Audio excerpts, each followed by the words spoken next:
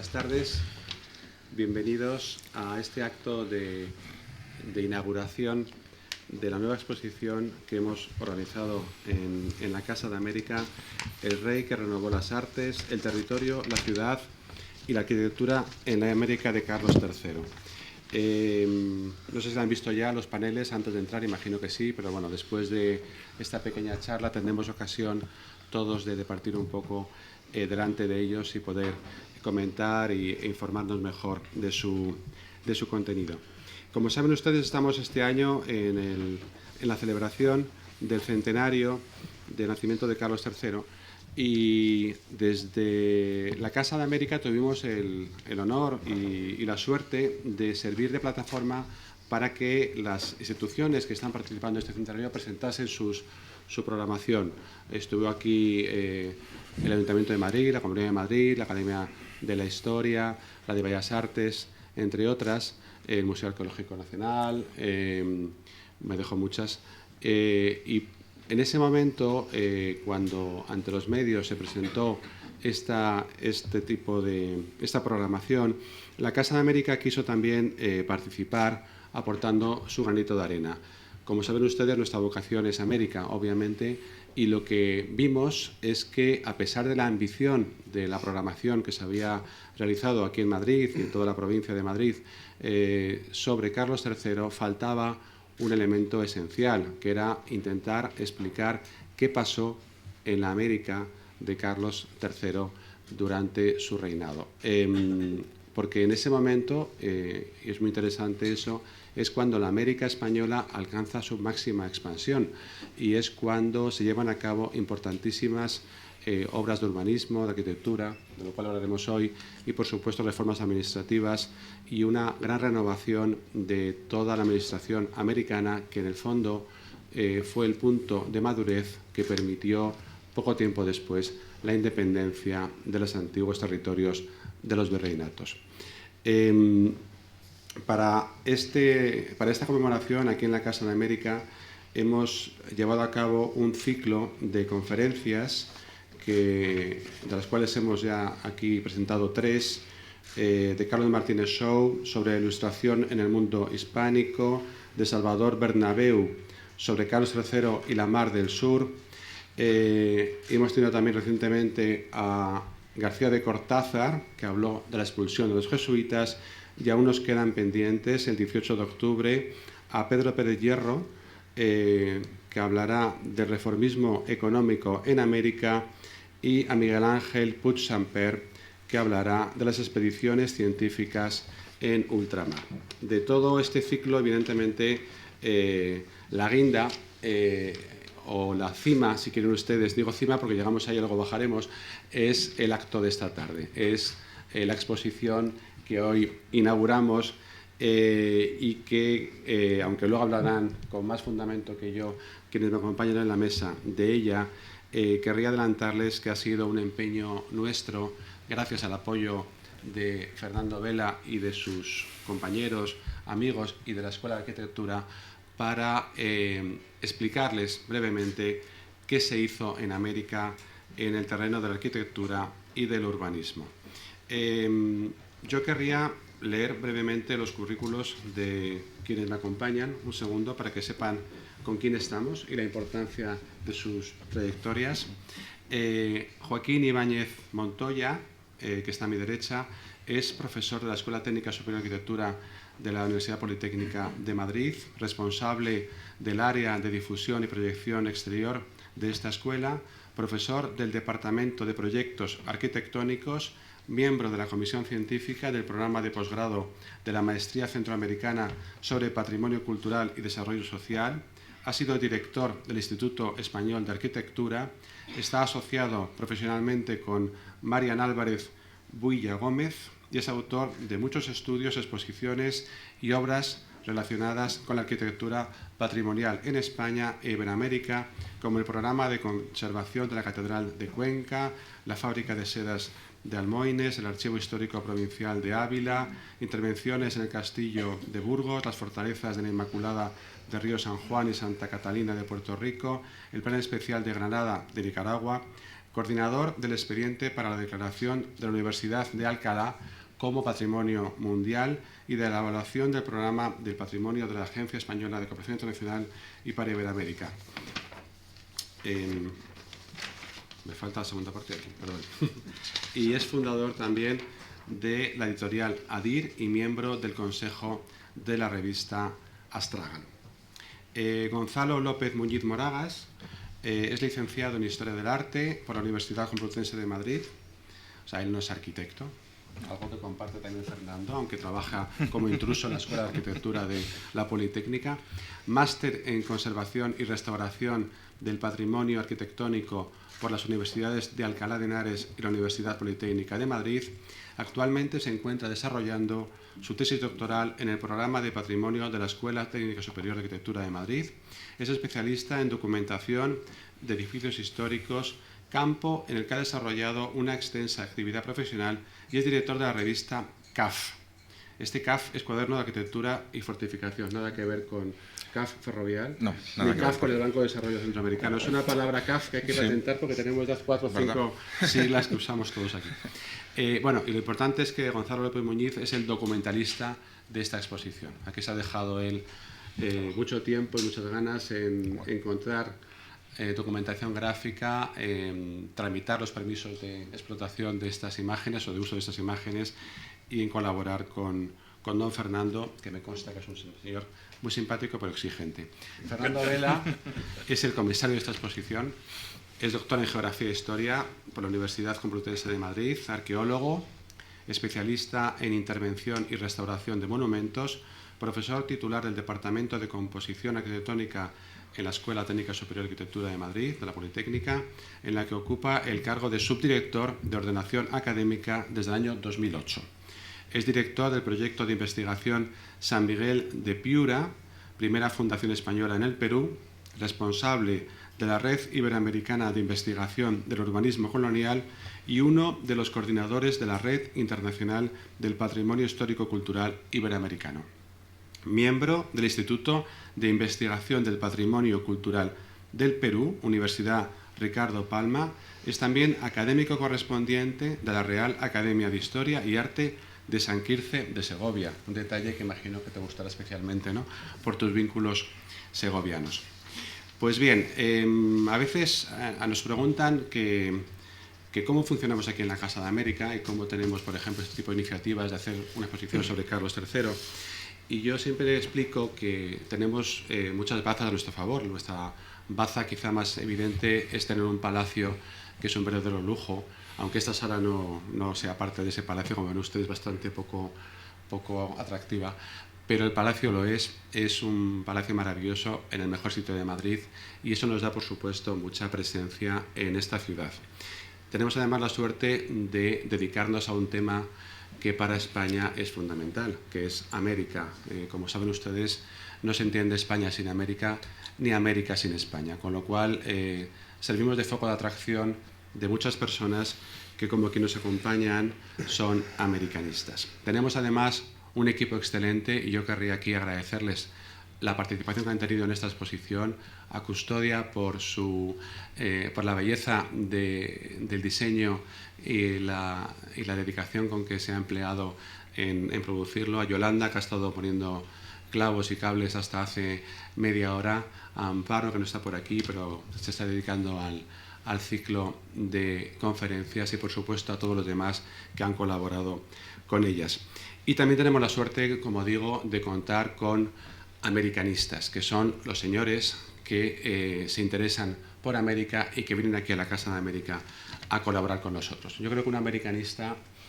es una persona que sabe mucho de América, pero también que ama a América, porque en esto de América, como decía Marañón, los españoles no es que sepamos mucho, es que sentimos mucho.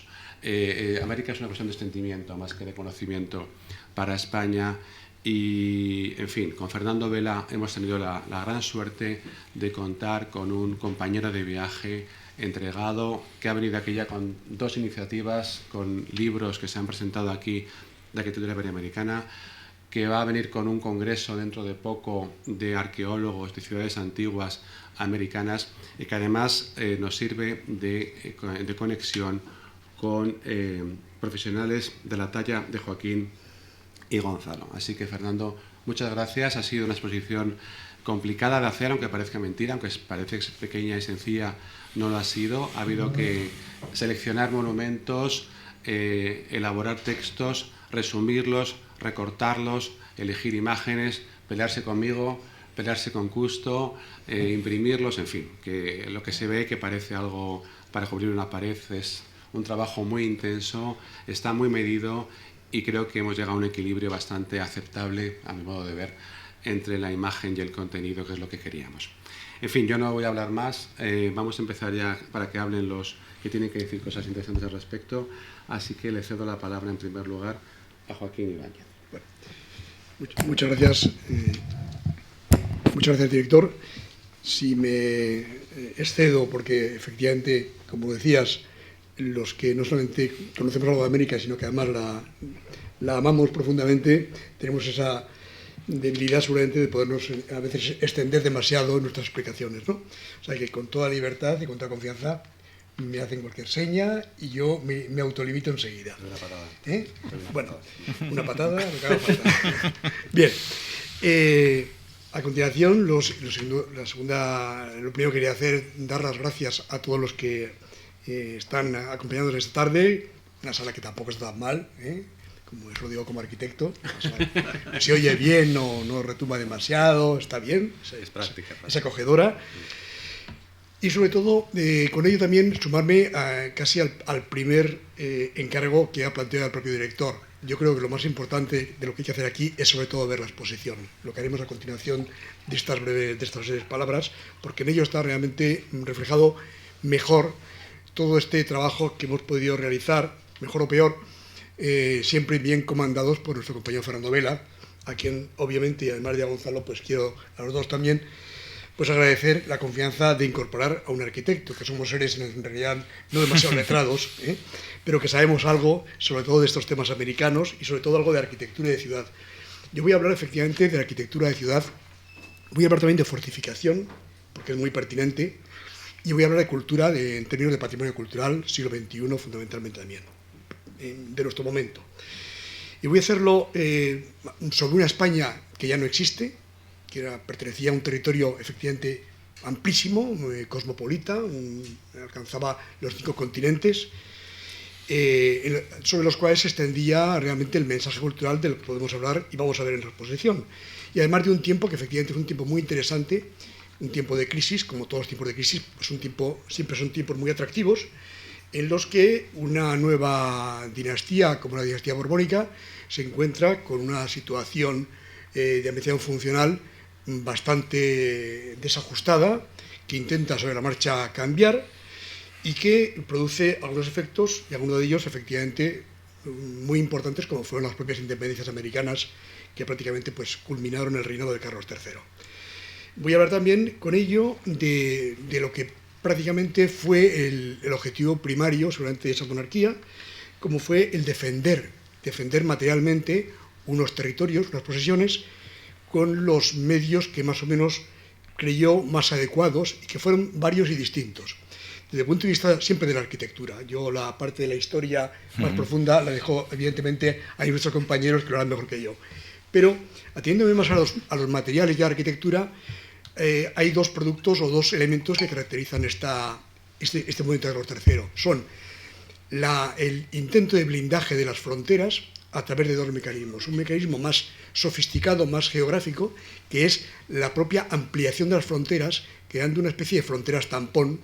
entre las fronteras que tenía, con las que se encuentra Carlos III, y aquellas otras que necesita establecer para defender esas posesiones que a él le interesan sujetar mejor.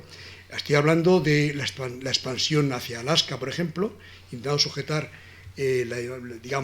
entrada en América de los rusos, del Imperio Ruso en aquel momento, o también las otras agresiones en la zona de la Patagonia. Y haciéndolo en ambos casos creando una especie de ampliaciones, pero no tanto para ampliar territorio como para defender el que tenía, por una parte. Por otra parte, eso también se consolida o se completa con una construcción material, física, de fortificaciones, de presidios, de pequeñas construcciones que van trufando esos territorios nuevos, por Nuevo México, todo el norte, todo ese gran vacío, que era un territorio además, en aquel momento un territorio muy agresivo de las culturas apaches, o la parte patagónica, la parte del sur de Chile, ¿no? Hablo de defensas. Todos conocemos, y yo de luego como arquitecto siempre he valorado muchísimo, creo que es una de las grandes aportaciones de la cultura española a la cultura universal en términos de patrimonio puro, de patrimonio cultural, lo que fue la construcción de esas 250 ciudades que más o menos están documentadas, que España funda y consolida en aproximadamente los 100 primeros años de estancia en América. Ese había sido el fenómeno y había sido la aportación de las dinastías anteriores. A Carlos III lo que le toca es defender ese territorio, construye efectivamente, coloniza algunas pequeñas nuevas ciudades, pero no es su motivo fundamental, sino más bien construir una especie de antemural, como llamaban los técnicos de la fortificación de la época, para defender esos territorios. Lo hace, como ya he dicho, con esas expansiones externas, pero también lo hace defendiendo fundamentalmente lo que es el punto siempre débil, el punto neurálgico de todo el continente americano, que es el Caribe y fundamentalmente el istmo de Panamá, donde se encuentran siempre la atención del paso, aquel paso que buscaba en su cuarto viaje Cristóbal Colón, el paso del río San Juan de Nicaragua, en el que yo tuve la fortuna precisamente de trabajar prácticamente en mi primera intervención como arquitecto en patrimonio, recuperando y restaurando una primera fortificación que había hecho España en Río San Juan, la frontera entre Costa Rica y Nicaragua, pero que realmente acaba siendo el canal de Panamá el que construye, el que habilita ya en el siglo XIX, siglo XX, aquel paso deseado hacia las Indias Occidentales. Carlos III se embarca en una aventura espectacular desde el punto de vista arquitectónico, desde el punto de vista de fortificación, desde el punto de vista económico. Es un tema, yo creo, todavía por estudiar en profundidad, de esas grandes aventuras que una potencia importante siempre en la historia de la humanidad ha sido capaz de enfrentar, y intenta construir prácticamente un amurallamiento desde San Agustín en la Florida hasta las Salinas de Araya en Venezuela, en todo ese arco, para defender lo que entendía que era el punto más débil, el punto siempre de fractura entre las dos partes del continente americano. Hay algunas cuestiones interesantes que no quiero olvidarme ahora, que todo esto conlleva algunos aspectos de competencias académicas que incluso nos afectan a los arquitectos. Carlos III, al final de su mandato, separa por primera vez en la península ibérica algunas competencias de la Academia de San Fernando y la atribuye a unas comisiones de arquitectos que luego serán los gérmenes en el siglo XIX ya de la propia formación de los arquitectos. La Academia de San Fernando tenía un poder omnímodo sobre toda la cuestión del territorio, y solamente los ingenieros militares estaban al margen de esa competencia. En tiempo de Carlos III también, por cierto, se construyen o se consolidan los primeros estudios militares en América, en Cartagena de Indias y en San Marcos, en la Universidad de San Marcos en Lima, una academia de matemáticas que son embriones de esa fortificación que hasta ese momento estaba consolidada estrictamente en la península ibérica.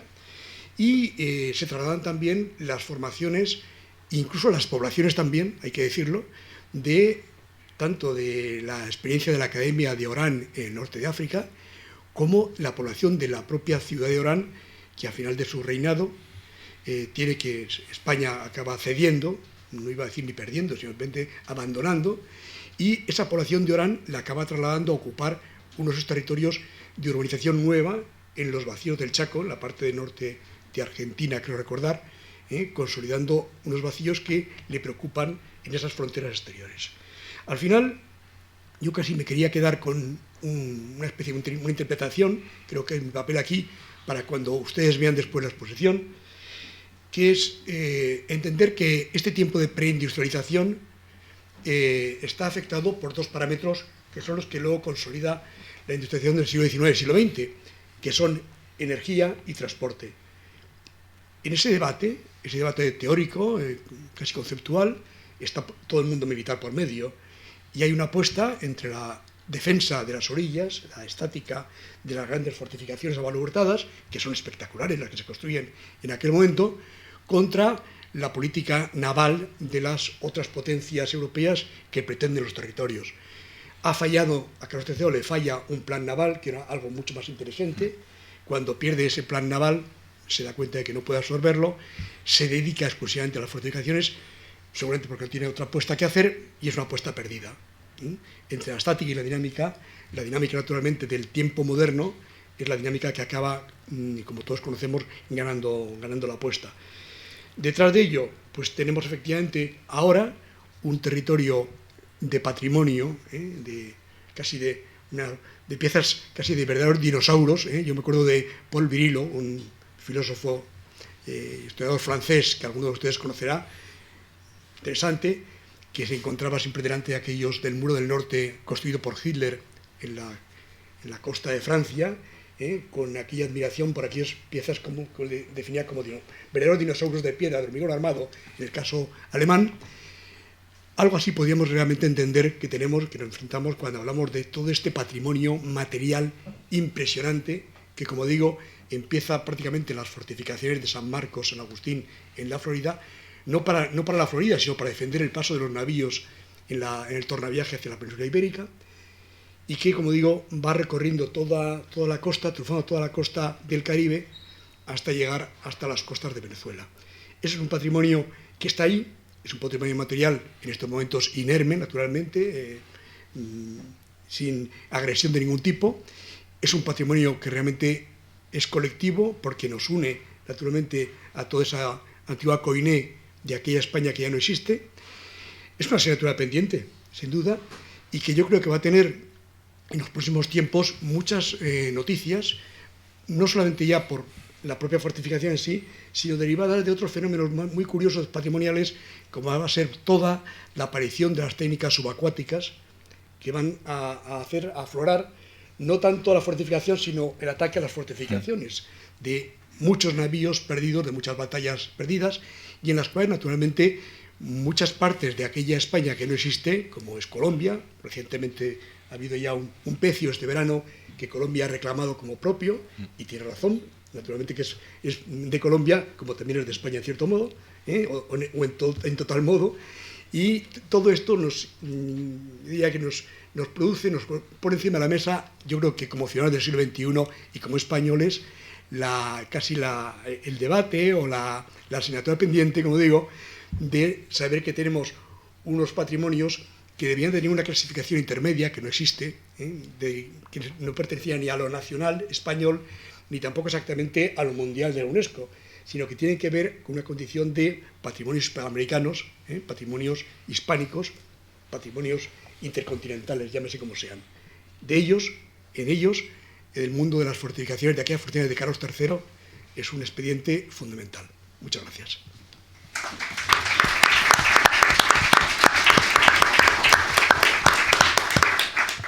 Muchas gracias, don Joaquín. Tiene la palabra Gonzalo López Muñiz.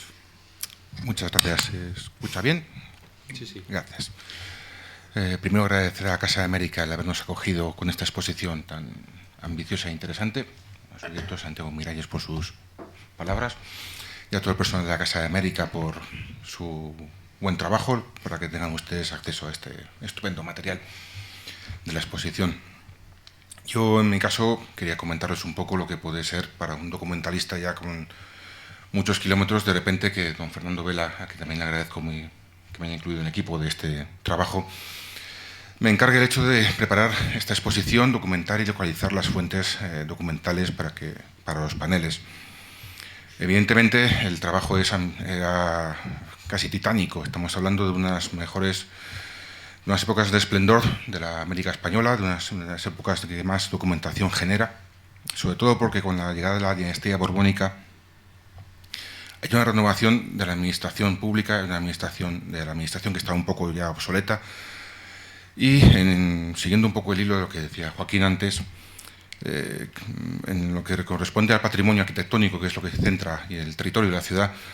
hay dos hitos en este siglo XVIII, que es la Academia de Bellas Artes de San Fernando y la creación de la Academia de Ingenieros, las primeras academias de ingenieros militares, que son los encargados de supervisar, diseñar y con las fortificaciones de América en ese proyecto tan ambicioso también, que después fue fallido efectivamente, de defender las fronteras de España en toda la costa. Todo esto genera un patrimonio documental de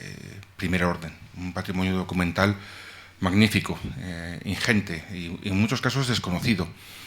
Y la verdad es que estas exposiciones tienen también el deber y la oportunidad de mostrar al público y a toda la gente lo que es este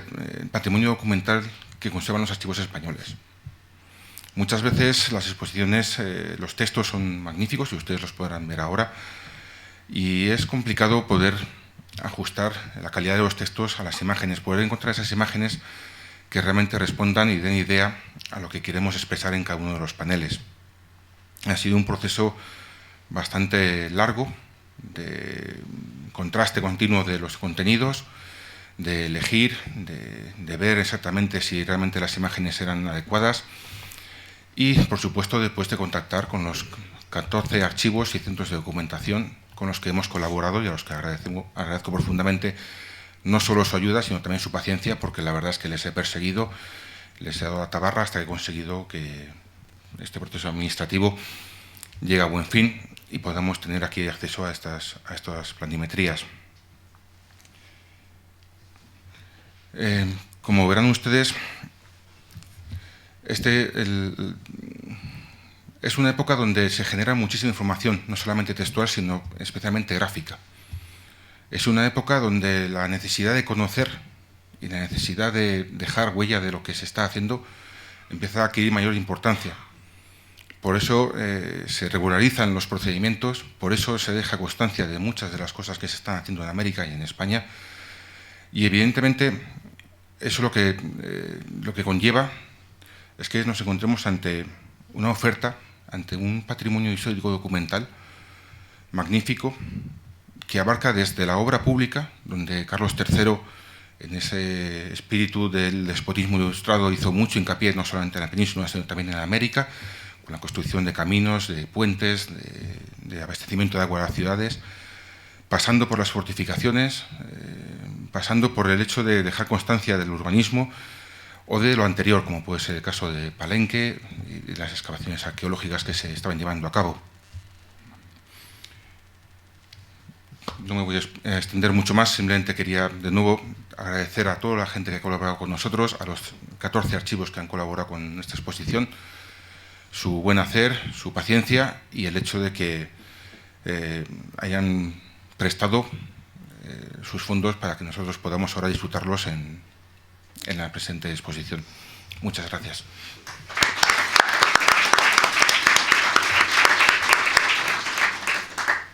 Muchas gracias, Gonzalo, por tus palabras y por la excelente labor que has hecho. Y ahora llegamos al señor comisario, a don Fernando Vela. Adelante. Muchas gracias. Muy buenas tardes a todos. Bueno, en primer lugar, como no puede ser de otra manera, pues dar las gracias, ¿no?, a la Casa de América por esta nueva oportunidad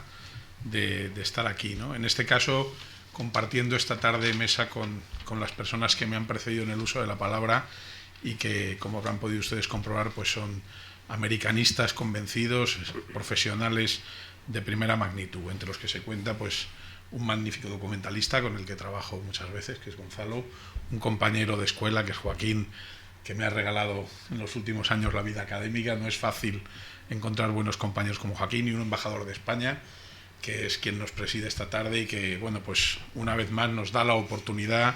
bueno, pues de acercarnos un poco al legado cultural iberoamericano y nos facilita también, ¿no?, el espacio para poderlo dar a conocer y promover, ¿no?, que al final es la labor la magnífica, estupenda labor que hace esta casa desde hace ya muchísimos años, y que, bueno, pues en este caso, con motivo de la celebración de este tercer centenario del nacimiento de Carlos III, pues se propuso hacer una pequeña, una modesta, yo creo que, exposición sobre la contribución de este rey, de este monarca de la Casa de Borbón, a la historia común compartida que tenemos americanos y españoles, ¿no? Cuando Santiago nos propuso hace ya unos meses, ¿no?, la idea, pues inmediatamente recogimos el guante y bueno, pues nos pusimos a ello con la máxima ilusión, y lo cierto es que bueno, pues con pequeños contratiempos que hemos ido salvando, pues hemos conseguido llegar al final de este camino, y la exposición pues hoy finalmente puede inaugurarse. Como digo, es una exposición muy modesta, pero ha puesto, yo creo que sobre la mesa, muchos de los aspectos importantísimos del balance del reinado de Carlos III. Nosotros, en primer lugar, nos planteamos un poco que el arco temporal de la exposición cubriese, en cierto modo, el arco mismo de la vida del rey. Un periodo que coincide con el área central del siglo XVIII, entre 1716 y 1788, y que es muy representativo de las circunstancias difíciles que hay en ese momento para la corona española en Europa, recuperándose pues de la guerra de sucesión española, de lo que habían supuesto la pérdida de los dominios españoles en Europa, que la Casa de Habsburgo había mantenido con mucho esfuerzo durante el siglo anterior. Y lo cierto es que los Borbones tienen la oportunidad, precisamente, con la pérdida de esos territorios europeos, pues volcar su mirada en Europa y aplicar las reformas tan importantes de la Ilustración, del despotismo, de las que aquí se ha hablado en este ámbito americano, ¿no? En ese sentido, la exposición ha querido hacer, sobre todo, una nómina de lo conseguido, ¿no? Yo hace pocos días hablaba con Ramón Gutiérrez, un historiador de la arquitectura, arquitecto e historiador patrimonialista muy importante iberoamericano, que ponía, hablábamos un poco del legado, ¿no?, de esta América de Carlos III, y él ponía un poco el acento, como le corresponde a todo historiador, en la parte crítica, ¿no? Y decía: fueron muchas las cosas que no se llevaron a puerto como hubieran merecido. Cuántas veces se proponían proyectos o reformas desde los virreinatos y eran rechazadas por la Academia en Madrid. Es decir, Ramón, desde la visión americana, pues hacía el énfasis, ¿no?, en las deudas que el reinado ha tenido, ¿no?, en cierto modo con la historiografía, ¿no?, que después hemos podido, desde la que hemos podido observar ese periodo, ¿no? Pero, sin embargo, nosotros, sin querer hacer una geografía, porque tampoco pretendía ser una muestra geográfica, sí queríamos al menos recalcar esa nómina de lo conseguido. Y entonces nos planteamos, y en eso contamos enseguida pues yo creo que con la complicidad de Santiago, que enseguida captó nuestra idea y nos alentó, la idea de recoger unas pinceladas de los temas en los que podía de algún modo sintetizarse o resumirse el reinado, la acción de Carlos III en América, la acción también en cierto modo de su padre, de Felipe V, porque algunas de las cosas que condicionan esa segunda mitad del XVIII vienen determinadas por la acción ya del reinado de Felipe V, de su hermana mayor, de su hermano Fernando VI, del que hemos celebrado también el tercer centenario de su nacimiento hace solo 3 años, en el año 2013, aunque ha pasado naturalmente más inadvertido, ¿no?, que el del rey Carlos, ¿no? Pero bueno, lo cierto es que esas pinceladas nos permitían acercarnos, bueno, pues a través de 3 ítems, porque eran 3 ideas las que queríamos de alguna manera, sobre las que queríamos trabajar: territorio, ciudad y arquitectura, nos permitían un poco aproximarnos, ¿no?, a la complejidad, a la riqueza de lo que significa el reinado, ¿no? El territorio, en la dimensión que ya ha mencionado Joaquín Ibáñez hace unos minutos, recalcando la importancia de la conquista de las nuevas fronteras sobre todo en el Pacífico Norte. La búsqueda después va a ser primero del control de los rusos, que avanzan efectivamente desde Alaska, después también del paso del noroeste, porque durante el reinado de Carlos IV enseguida comenzarán las expediciones de Malaspina, ¿no?, para la búsqueda del paso del noroeste. La frontera del Pacífico Sur, la exploración de los mares del sur, va a ser muy importante también la acción que se hace sobre todo comandada por el virrey Amat, por el virrey del Perú Amat, en el Pacífico Sur, la exploración, la llegada y la exploración a la isla de Pascua, que recibe entonces el nombre se la bautiza como isla de San Carlos, precisamente con motivo del nombre del rey, y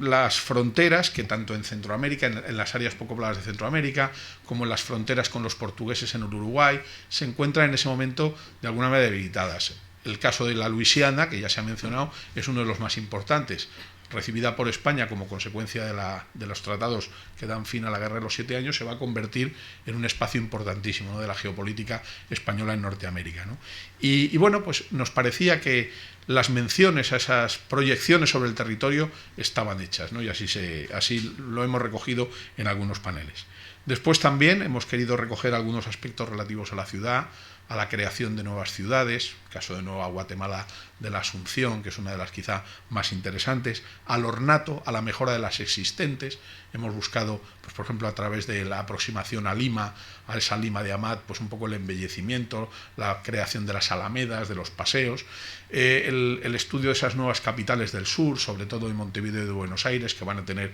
una importancia enorme. Y finalmente también, como digo, unas pinceladas de la arquitectura, que en algunos paneles, pues el que se dedica, por ejemplo, a las misiones franciscanas, que van a ser creadas por iniciativa de Junípero Serra, ¿no?, en toda la costa de lo que es California, en la Baja y en la Alta California, pues van a ser tan importantes, ¿no? Es un reinado en el que hay elementos, yo creo que aspectos, no digo poco conocidos, porque son sobradamente conocidos, pero quizá menos reconocidos por los españoles como merecerían las grandes expediciones que se hacen a Nueva España, al Perú, expediciones científicas, las expediciones, por ejemplo, arqueológicas de Palenque, en las que nace en cierto modo la arqueología iberoamericana, es una de las primeras experiencias de arqueología iberoamericana, comandadas por Bernasconi y Antonio del Rey en 1787, todas las exploraciones que hace y el viaje de recorrido que hace en la diócesis el obispo Martínez de Compañón en Trujillo del Perú, que pasan por ser también quizá pues una de las aportaciones más interesantes, ¿no?, al estudio de la geografía y de las costumbres de la cultura popular, en este caso del norte del Perú, en el 18, las que ya he mencionado de González de Aedo a Pascua y otras muchas, ¿no? No quisiera terminar estas palabras brevísimas sin hacer bueno, naturalmente ya se ha hecho aquí, pero quiero reiterarlo, un agradecimiento a las personas que nos han ayudado, al equipo de esta casa, sobre todo a Yolanda, a Custodia Cárceles ha hecho una labor con el diseño verdaderamente encomiable, porque ha tenido que pelearse con nosotros, que lo que queríamos era poner más texto y meter más cosas, y entonces ella ha hecho realmente una labor importantísima de control un poco de ese diseño gráfico, y el resultado está a la vista, como ahora tendrán ustedes oportunidad de comprobar, así que vaya para ella también un agradecimiento muy especial. Yo quisiera, claro, naturalmente agradecer a los compañeros que me han acompañado en este pequeño viaje de la exposición. Yo antes se ha comentado, bueno, mi labor ha sido, yo casi me he limitado a ver cómo trabajaban, porque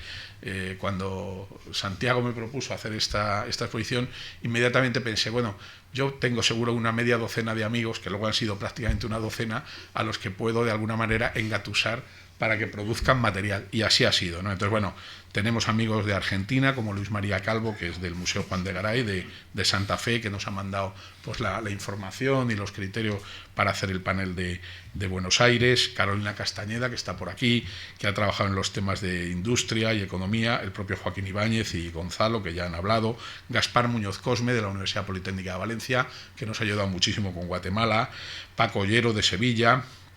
William Rey, de Montevideo, que nos envió material muy interesante también sobre Montevideo, Miguel Sorroche, que ha trabajado de la Universidad de Granada, que ha trabajado muchísimo en California y que nos ha enviado el material para el tema de las misiones, Jocelyn Tillería, que también está esta tarde, me parece, con nosotros, y que, bueno, como buena chileno-española o hispano-chilena, pues ha trabajado también con mucha ilusión en la exposición y nos ha ofrecido material muy interesante precisamente sobre Rapa Nui, sobre la isla de Pascua. Cristina Vidal, una compañera uruguaya y gallega, que está en Valencia como profesora y que ha trabajado en Guatemala, y Esther Villafruela, que también ha colaborado en la corrección de muchos de los textos y en la coordinación.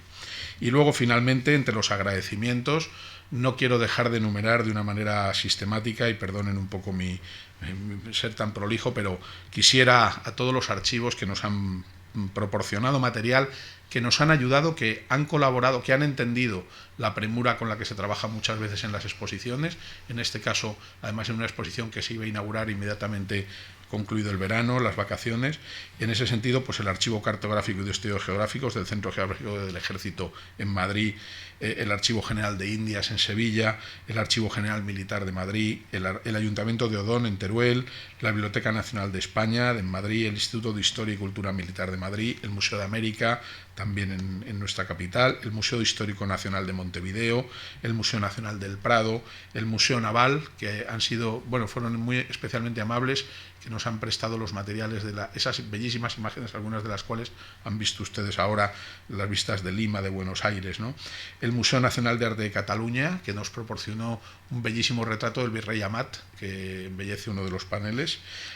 la Real Biblioteca de Palacio de Madrid, de Patrimonio Nacional, que nos ha proporcionado el material sobre el Códice de Trujillo del Perú, la Real Academia de la Historia y la propia Universidad Politécnica. Todas estas instituciones, pues realmente con su generosidad han hecho posible también que, como decía Gonzalo, hayamos tenido la oportunidad de, bueno, reunir ese material,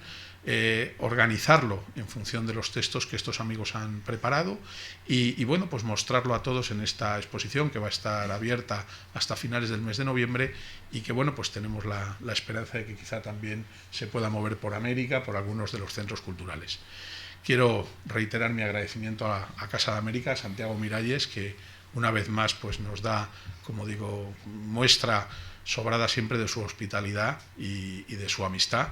a los compañeros, como digo, que nos han acompañado en esto y a todos ustedes por estar aquí esta tarde. Muchísimas gracias.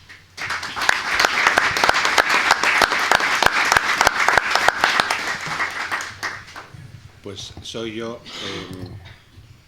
Fernando, quien te agradece, os agradece esta exposición. Habéis trabajado con total desinterés, con entusiasmo y efectivamente con premura, porque además le cambiamos la fecha y tuvo que adelantar la producción antes de lo previsto, porque queríamos que estuviese disponible la exposición para nuestra gran semana, que es la de América nos une,